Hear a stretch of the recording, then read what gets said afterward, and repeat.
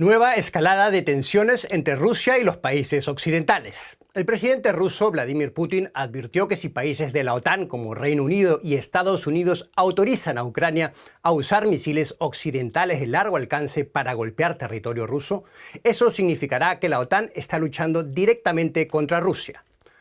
Putin se pronunció con estas palabras, bastante claras, cuando se espera que Londres y Washington levanten ciertas restricciones para el uso de algunos de los misiles que han suministrado a Ucrania. La escalada verbal tiene lugar también en momentos en que Rusia y China realizan las mayores maniobras navales en décadas, según lo definió Moscú. Los ejercicios han generado preocupación en aliados occidentales como Japón. Este viernes, además, Rusia ofreció a sus socios durante una conferencia de seguridad en China entrenamiento en la lucha contra armas occidentales, en base a las experiencias hechas en la guerra en Ucrania. Antes de analizar el detalle qué implica todo esto, vamos a oír las declaraciones de Putin a la televisión pública rusa. Si se toma esa decisión, eso significaría ni más ni menos que una participación directa de los países de la OTAN, Estados Unidos y los países europeos en la guerra de Ucrania. Esa participación directa transformaría significativamente la propia esencia, la misma naturaleza del conflicto. Eso conllevaría que los países de la OTAN, Estados Unidos y los países europeos estarían luchando contra Rusia. Y si eso sucede, considerando el cambio en la misma naturaleza de este conflicto, entonces tomaremos las decisiones pertinentes en función de las amenazas que se nos presenten. Queremos hablar de esto ahora sí con Jesús Núñez, experto en seguridad y asuntos militares y codirector del Instituto de Estudios sobre Conflictos y Acción Humanitaria, que nos acompaña desde Madrid, y con nuestra colega Carolina Chimoy, que conecta con nosotros desde Kiev, la capital de Ucrania. Quiero empezar contigo, Jesús. Estas amenazas de Putin sobre supuestas líneas rojas para Occidente no son nuevas en los 2 años y medio que lleva ya la guerra en Ucrania. ¿Ves ahora algo distinto en estas declaraciones bastante directas de Putin? Realmente no, porque si tenemos en cuenta efectivamente lo que ya ha ocurrido en esos últimos más de 2 años, esta misma escena la hemos vivido repetida con Putin cada vez que los aliados occidentales de Ucrania han decidido finalmente cruzar una línea roja que ellos mismos se habían establecido, diciendo que no iban a entregar misiles contra carro primero, luego que no iban a entregar vehículos blindados y carros de combate, más tarde misiles de creciente alcance y creciente precisión. Finalmente, los cazas F-16, siempre hemos vivido la misma manifestación por parte de Moscú, diciendo que eso implicaba, por un lado, una guerra entre OTAN y Rusia. La OTAN no ha atacado a Rusia en ningún momento, y que, por otro lado, Rusia, que es la mayor potencia militar del planeta en términos nucleares, iba a tomar las decisiones adecuadas para responder a esa amenaza, y sin embargo eso no se ha producido en ningún caso. Entiendo, por lo tanto, que es una más de esas manifestaciones intentando tensar la cuerda y frenar a los gobiernos occidentales para ayudar a Ucrania a ir más allá de la situación actual, pero no podemos, en cualquier caso, descartar que en un momento determinado Moscú utilice todo el potencial militar que tiene, como digo, incluyendo las armas nucleares. Quiero volver en breve a esa intención que mencionas de tensar la cuerda, pero antes quiero ir con Carolina para que nos cuente detalles sobre por qué quiere Ucrania estos misiles en concreto de largo alcance. ¿Podríamos ver una escalada en la que hipotéticamente Kiev ataque Moscú con armas occidentales? El ataque a Moscú no es la meta, Isaac. La meta es sobre todo entrar, sí, a territorio ruso y más allá de lo que ya se les ha permitido. Recordemos que cuando en primavera de este año el ejército ruso estaba atacando la ciudad de Kharkiv, la tercera ciudad más grande de Ucrania, en el noreste del país, fue entonces cuando Estados Unidos dio luz verde a los misiles de largo alcance ATACMS para que Ucrania pueda usarlos con la condición de que solo entren alrededor alrededor de 50-60 kilómetros en territorio ruso. Ahora Ucrania pide que esta condición sea elevada y que puedan lanzar los misiles con toda la capacidad que tienen, que son alrededor de entre 200 y 300 kilómetros, porque es ahí donde se encuentran las bases militares rusas, las bases aéreas rusas también, que serían la meta principal, en este caso del ejército ucraniano. Ahora también están pidiendo que el gobierno británico dé luz verde para los Storm Shadows. Ya sabemos que Londres ha dado luz verde para esos Storm Shadows, otros misiles de largo alcance británicos. Sin embargo, no está claro si los Storm Shadows que recibirá Ucrania son los de realmente largo alcance, ahí estaríamos hablando de alrededor de 400 kilómetros, o si son los de menor alcance, que son alrededor de 200 kilómetros, es decir, más en el grupo de los ATACMS de Estados Unidos. Y la gran pregunta, claro, que se daría en ese caso, si es que Estados Unidos da luz verde a estos misiles de largo alcance más allá de esos 200 kilómetros, sería si Alemania también daría luz verde a los famosos Taurus, algo que por ahora expertos y también incluso miembros del gobierno alemán descartan por completo. Vamos a volver con Jesús para hablar de los países occidentales justamente y esta nueva medida que no. Estos países occidentales se negaron durante meses a permitir el uso de estos misiles contra objetivos más adentro en Rusia, como nos explicaba Carolina, justamente por el temor a una escalada. ¿Por qué ese cambio de opinión ahora? Bueno, en realidad todavía no ha contestado el conjunto de los aliados occidentales de Ucrania, no ha contestado la pregunta de si que lo que están haciendo es ayudar a Ucrania a resistir la embestida y la invasión rusa o si le están ayudando a derrotar a Rusia en el campo de batalla. De momento parece más claro que estamos en el primer caso, de tal manera que se le han ido entregando armas cada vez más sofisticadas y más avanzadas tecnológicamente para soportar esa embestida, pero hay que entender que a día de hoy la iniciativa está en manos de Rusia y el tiempo corre a favor de Moscú. Luego, desde ese punto de vista, vamos viendo cómo los hechos sobre el terreno están impulsando ese cambio de decisiones, como digo, a cuentagotas, que han permitido ya que Ucrania pueda atacar algunos objetivos dentro del territorio ruso. Determinar si 50, 200 o 300 kilómetros va a ser lo que realmente dispare la reacción de Moscú para provocar una escalada que pueda afectar a territorio de la OTAN, algún país de la OTAN, empezando por los países bálticos, es una incógnita que no se va a despejar fácilmente. Pero en cualquier caso, lo que determina ese apoyo renovado a Ucrania por parte de Occidente es la determinación de evitar que Rusia pueda finalmente avanzar en la ofensiva que está desarrollando, fundamentalmente en la zona central del frente, en el Donbass, más concretamente en el Oblast de Donetsk. Y lo que cabe imaginar después de que los F-16 han llegado a manos de los ucranianos es que ahora en este tipo de misiles van a poder utilizarlos más allá para atacar lo que desde el punto de vista militar es muy obvio. Ucrania, por decirlo así, está peleando con una mano atada a la espalda. Lo que busca es que todos los medios que tiene a su alcance para defenderse en una guerra existencial pueda emplearlos para batir, como decía Carolina, las bases aéreas en Rusia, pero también los centros de mando, los centros logísticos y las bases de partida de los ataques que realizan las fuerzas rusas contra el territorio ucraniano.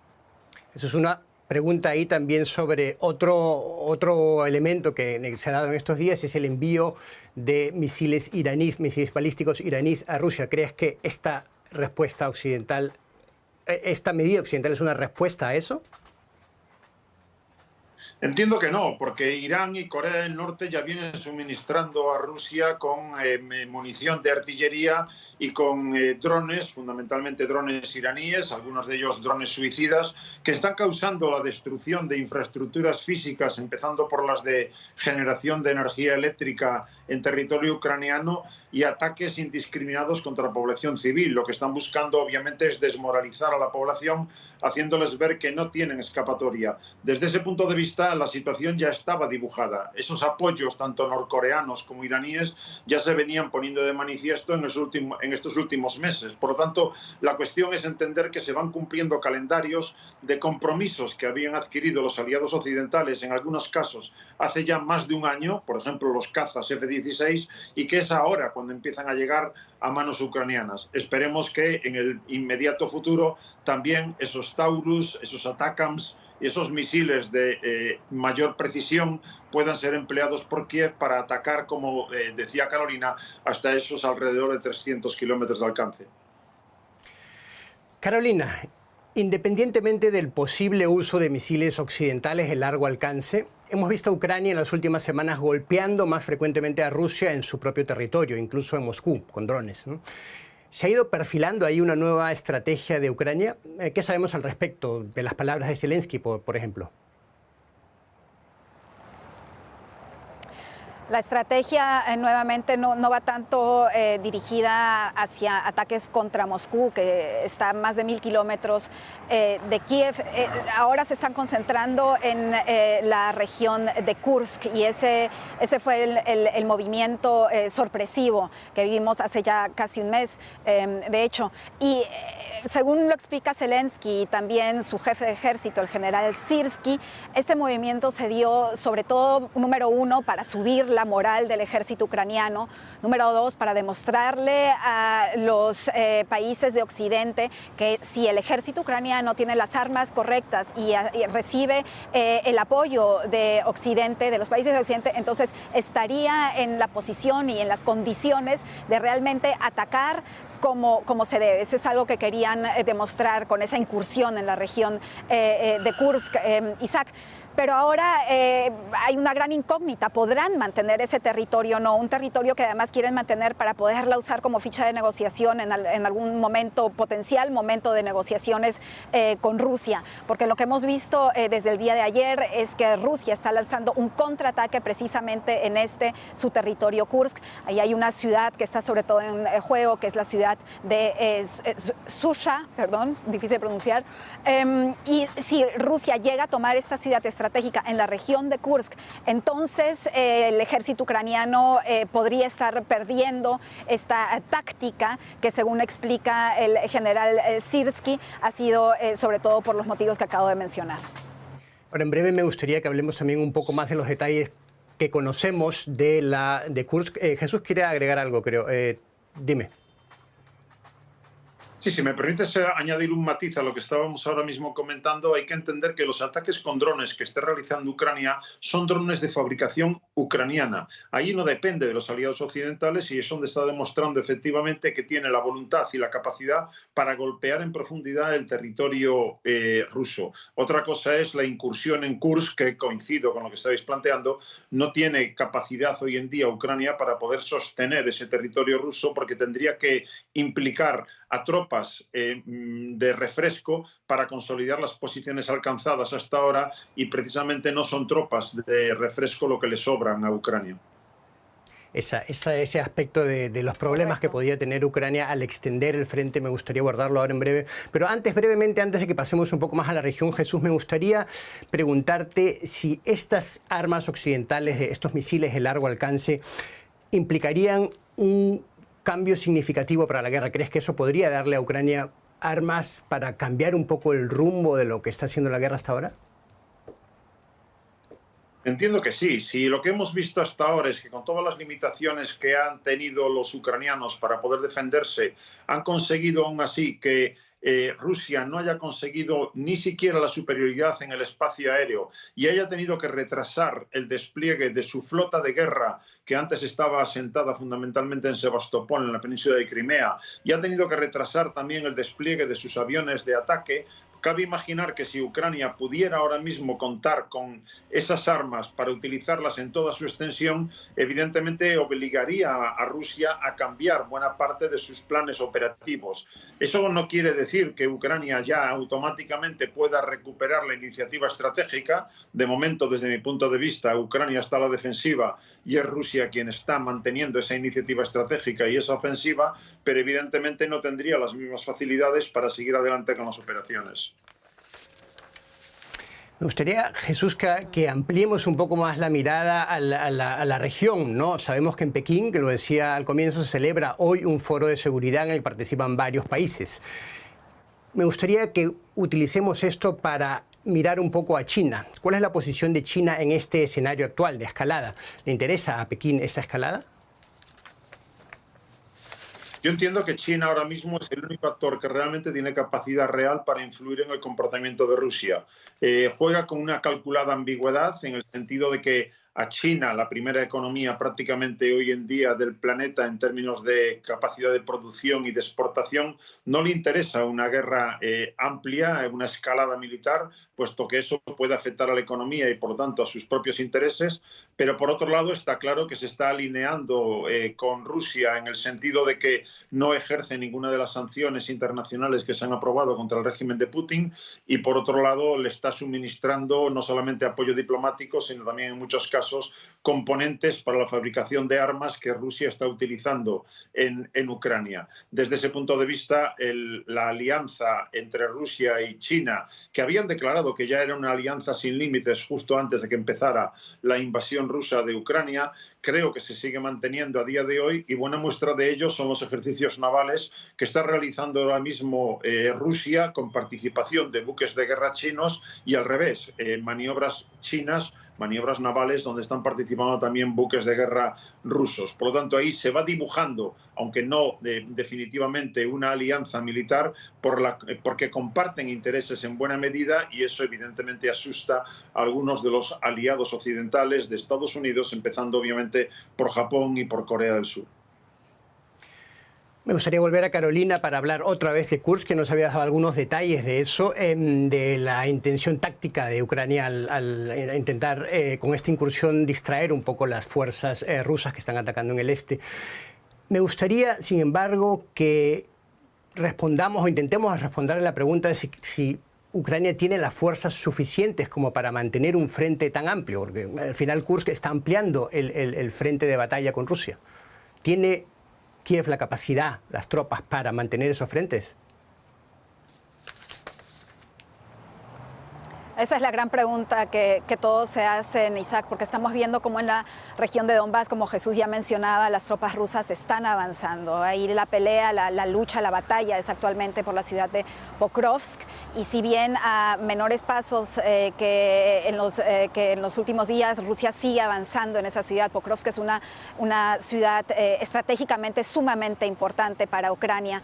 Y si las tropas rusas realmente llegasen a tomar esa ciudad, podría ser algo bastante peligroso y un cambio en todo el escenario que estamos viendo en la guerra. Entonces estamos viendo también que después de esa incursión en Kursk, para poder hacer eso posible, el ejército ucraniano tuvo que desplazar a personas y claro también armamento del este de la región del Donbass, donde Rusia está avanzando, hacia el noreste del país, es decir, hacia la región de Kursk. Por lo tanto, si bien las cifras concretas no se conocen, porque obviamente el ejército ucraniano no dará esas cifras a conocer, estamos notando que se ha tenido que debilitar un frente para fortalecer uno que ha abierto el ejército ruso en territorio, el ejército ucraniano en territorio ruso.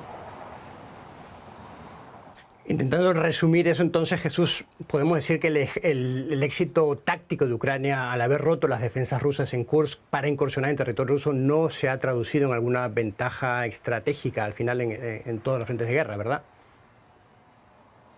Desde luego no a día de hoy. Ucrania ha utilizado efectivamente tanto fuerzas como medios que no tiene de refresco unidades y material que necesita en otras partes del frente y por lo tanto ha conseguido una sorpresa táctica. Efectivamente, nadie esperaba en principio, y los rusos menos, que pudieran abrir parte del frente de 1.100 kilómetros e incursionar dentro del territorio ruso. Pero a partir de ahí, si Ucrania quiere mantener las posiciones alcanzadas, tiene que consolidarlas con nuevas tropas de refresco, tiene que reemplazar el material que se ha allí destruido, tiene por lo tanto que implicar a medios y a fuerzas de las que no tiene suficientes para defender un frente de 1.100 kilómetros. Luego se metería previsiblemente se metería en una situación insostenible con un altísimo coste, cuando precisamente Rusia, como decía, sigue manteniendo la iniciativa estratégica y sigue manteniendo la ofensiva en la parte central del frente, en el Donbass. Luego, desde ese punto de vista,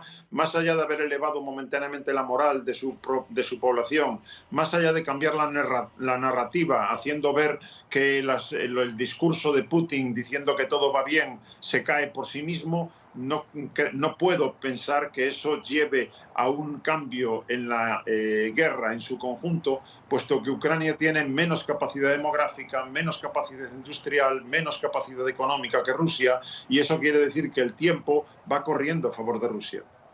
¿Cuál es entonces la mejor opción para Ucrania si intentamos pensar un poco desde el punto de vista táctico y estratégico?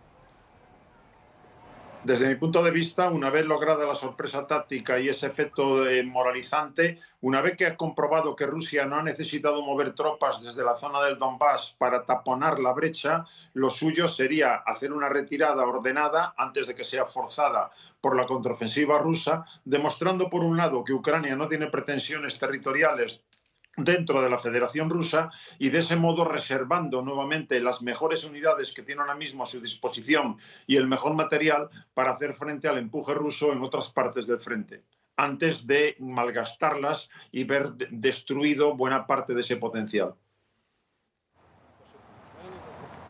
Jesús, Carolina, ha sido una charla muy interesante. Les agradezco mucho el tiempo y también las apreciaciones, el análisis para entender la situación actual. Y hasta una próxima oportunidad. Muchas gracias a los dos. Muchos saludos a Madrid y a Kiev. Un placer. Hasta la próxima. Saludos.